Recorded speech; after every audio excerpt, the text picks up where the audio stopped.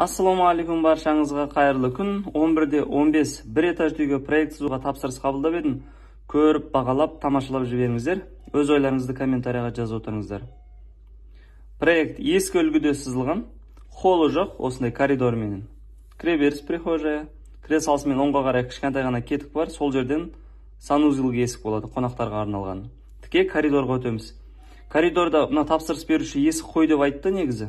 Қоймай-ақ қойсаңыздар да болады, осындай ұзыннан коридор болса да болады. Солға қарай бірінші есік кухня, үйдің сол жақ төменгі бұрышында. Және сол жақ жоғарғы бұрышында зал орналасқан, екі терезесімен. Үйдің оң қапталы спальная зона.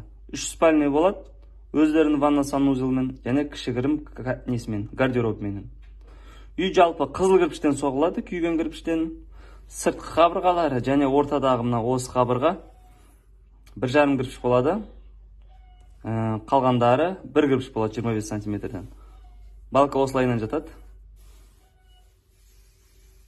Төбесі конверт болып жабылады.